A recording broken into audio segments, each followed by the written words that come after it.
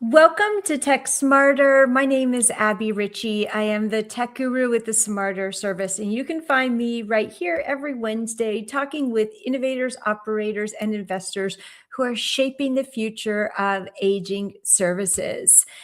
This episode today is sponsored by Leading Age Arizona, and the show is brought to you by the Smarter service. Now, if you're an operator and your residents continue to corral staff in the hallways with their tech questions, and we all know their questions have questions. And if you are experiencing this growing need of tech support for your residents, I want you to reach out to us and let us help you professionalize this growing demand.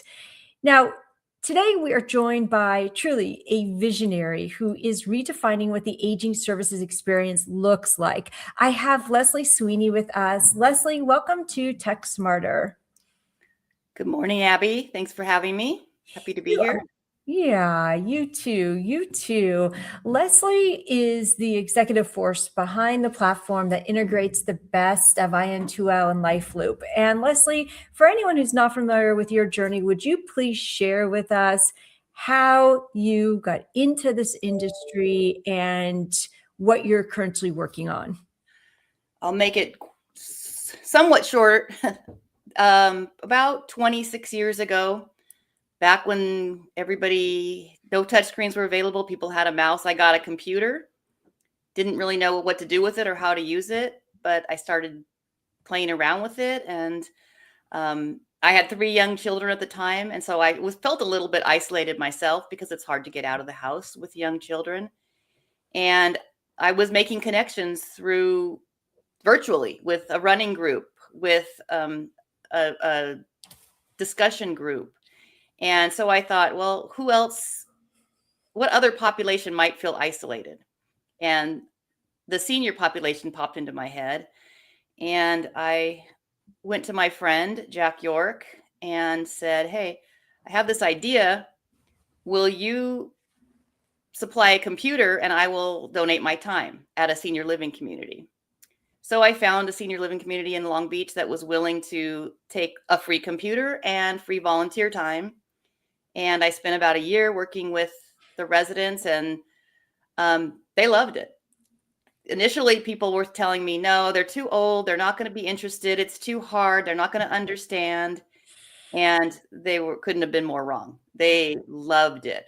So that's when Jack and I decided, hey, we can make something out of this. What should we do? And how do we do it? And neither one of us with any experience in senior living, and that was probably a good thing, because if we would have said, no, this is not a good idea. And so we dove in, and with a lot of help and support and our early adopters giving us advice and suggestions, we created IN2L.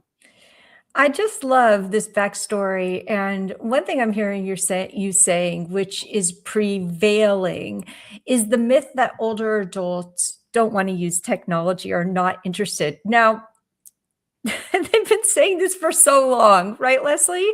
Right. And there's no doubt in my mind that after COVID, this myth should have been debunked completely.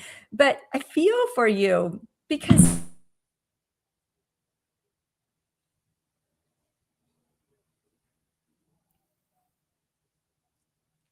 Abby, I think your mic is off.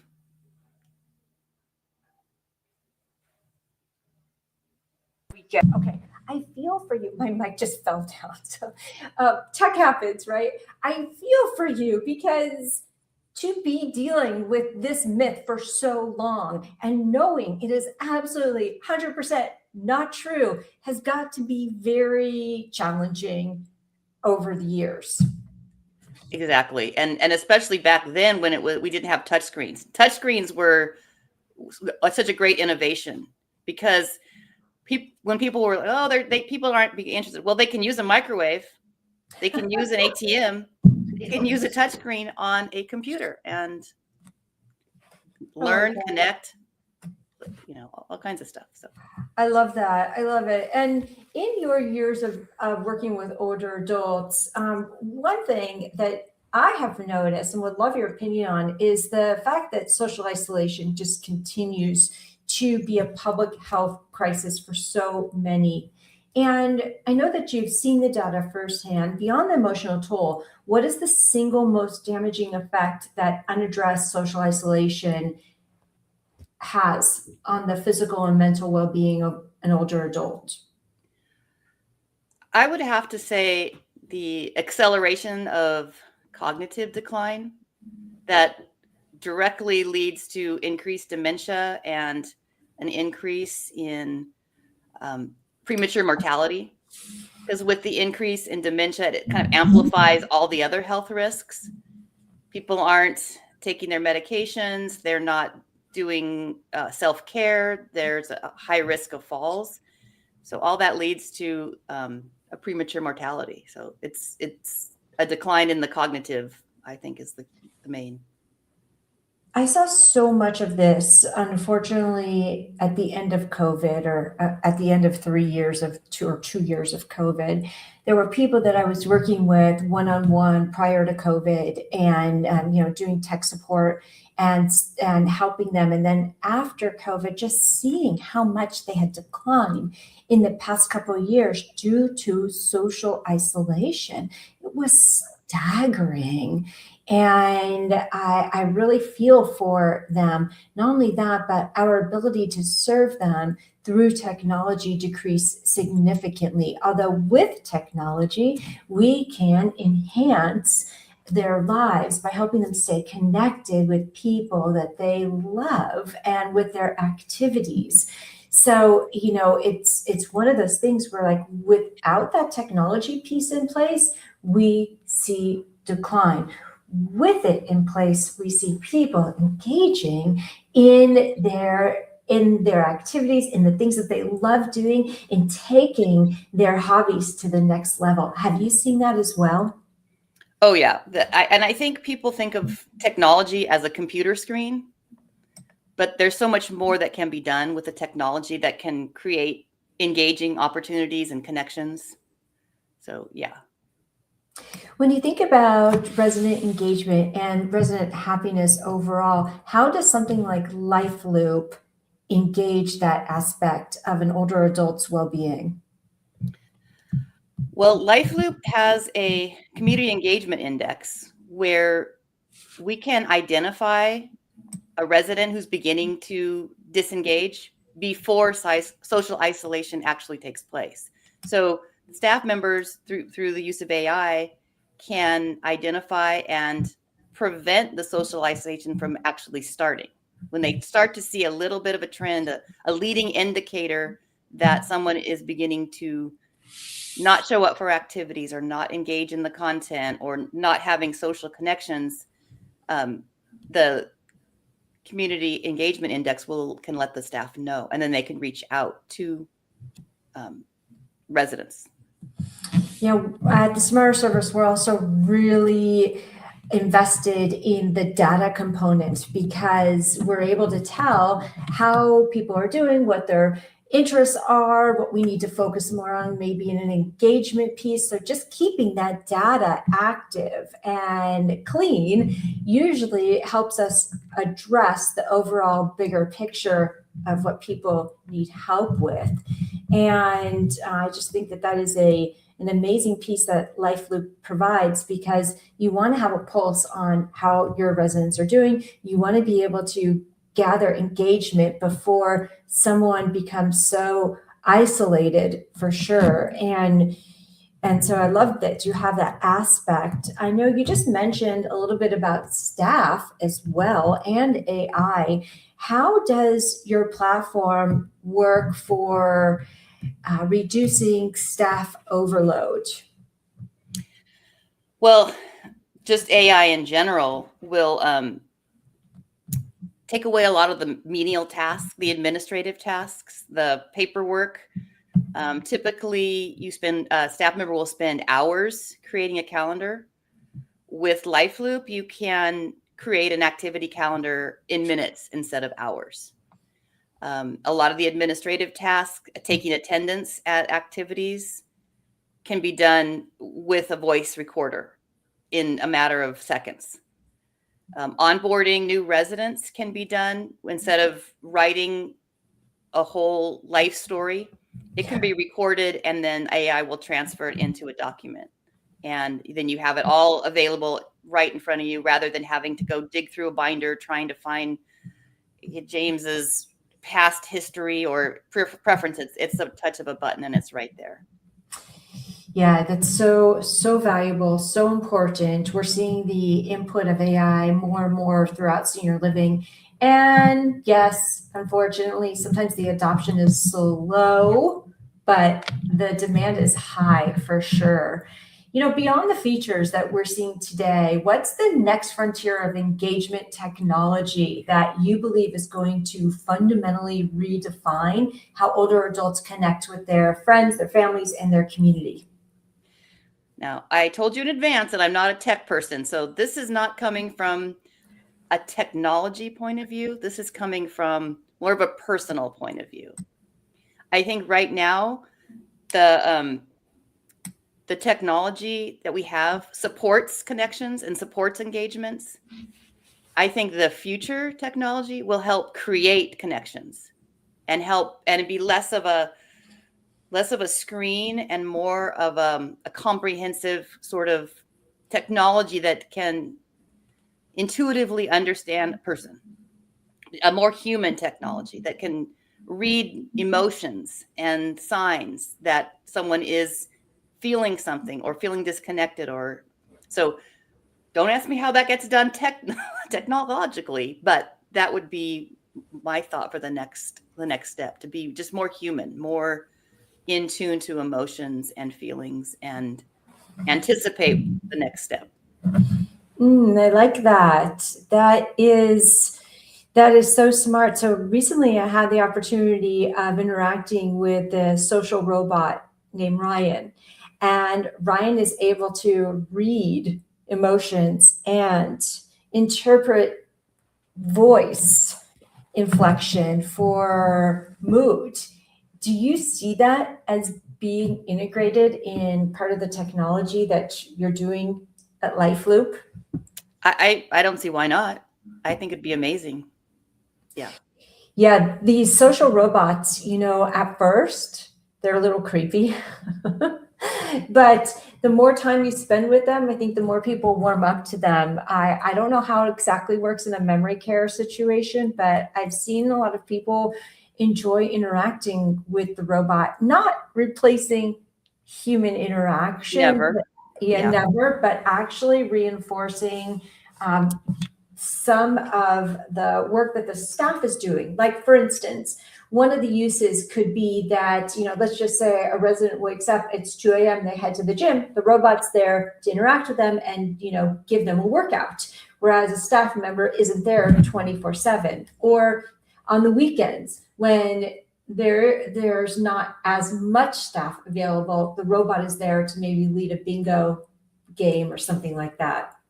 And I think this goes back to our earlier conversation about, they're not going to want robots making decisions for people. Let's let them decide. Let's let the people get used to interacting with a personable robot and AI and what they can do. And I think having higher expectations for people that, yes, this will work, I think is key.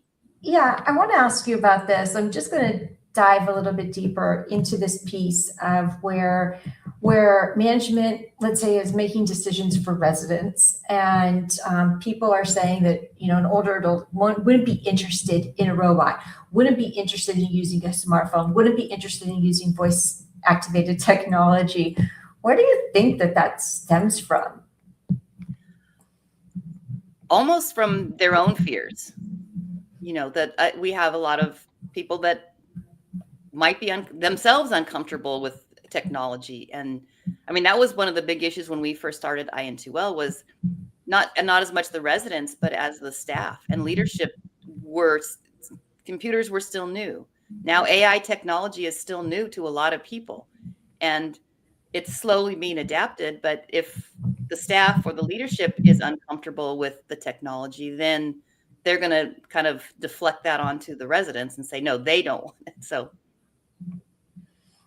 Yeah, it's one of those things where I've heard this argument so many times that I just shake my head, and it's almost the same type of argument that I'm hearing lately about the use of AI in senior living. Of course, it's not going to replace human interaction. There's no way that it will. But I'd like to be able to look beyond that.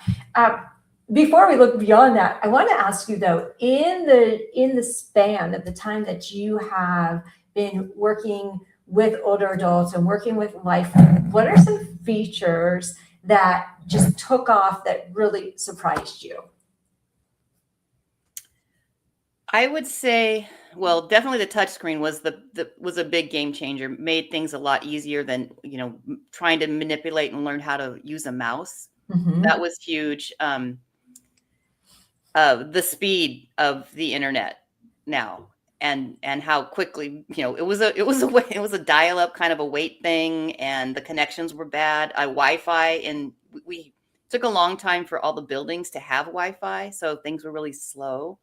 So I think Wi-Fi really was a game changer because it really sped things up, and people weren't waiting for things to happen. Things happen very quickly now. And I just think overall adoption by everybody, everywhere, all the time, you have to get on board. There's no not being connected.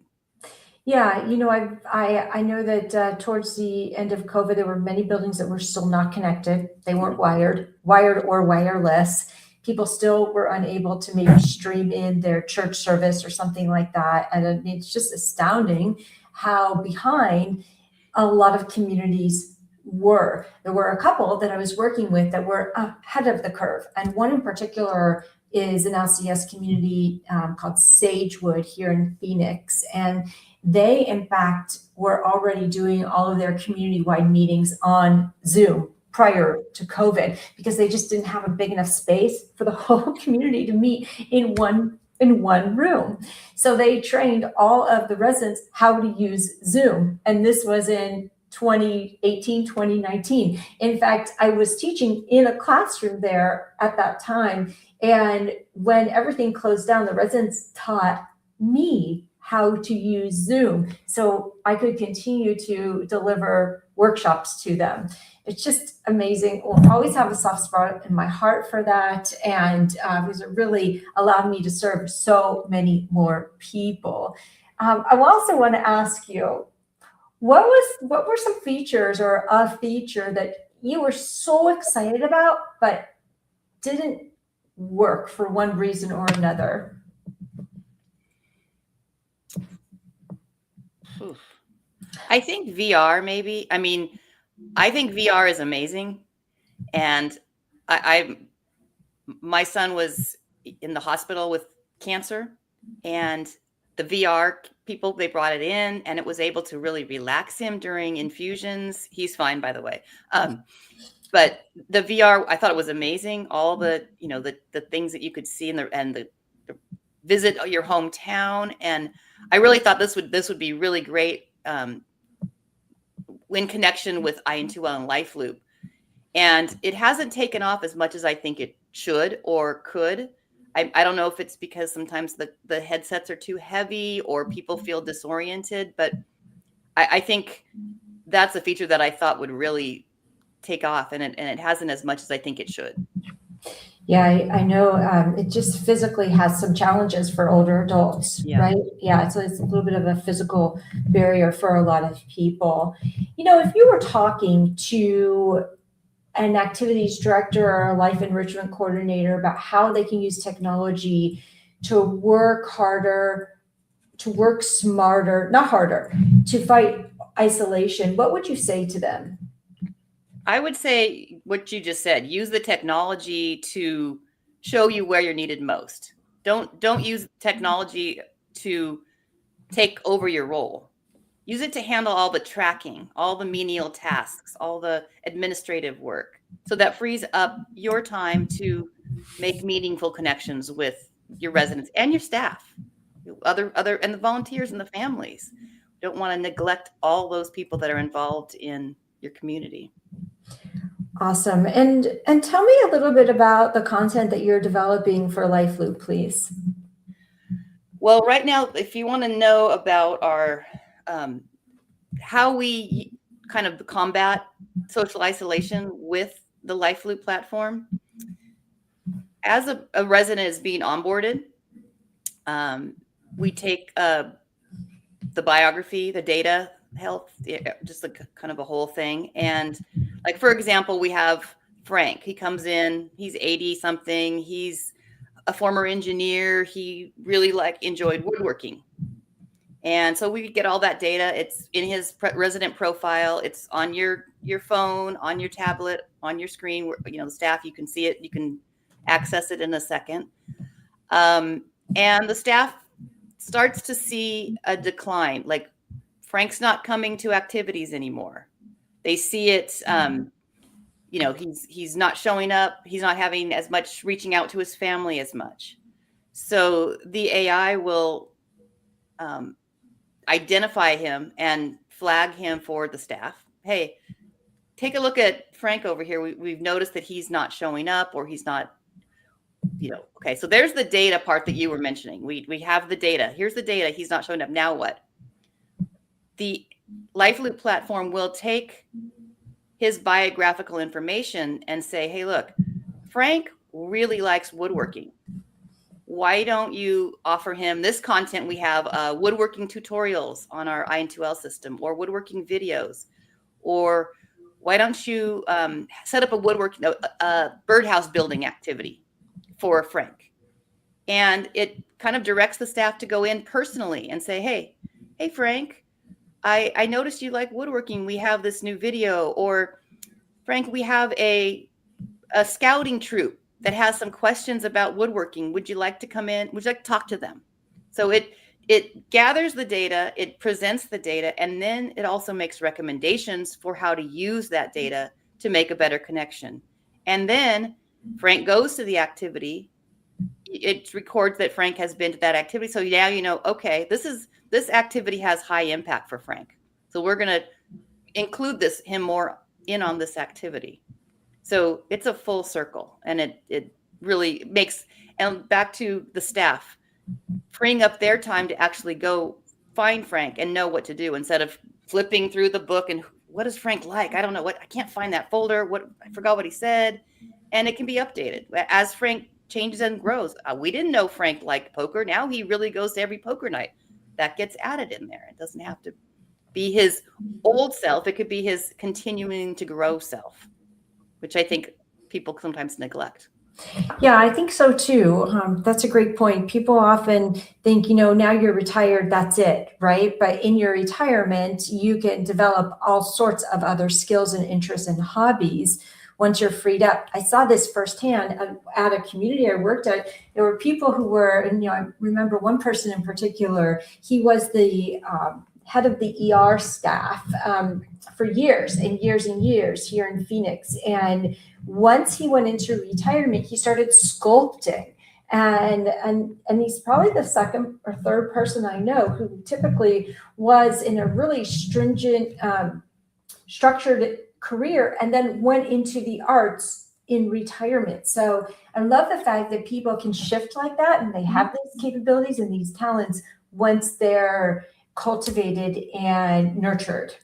Right. Instead of making the assumption, oh, he was a doctor, so he must really want to do medical stuff or be in charge of the first aid kit, or no, let him grow. And that's sometimes where that AI can see, look, he keeps showing up at sculpting. He must really let's do more sculpting classes. Let's maybe introduce him to painting or crocheting or something. When you can track and see what he's interested in. And again, that saves the staff a ton of time.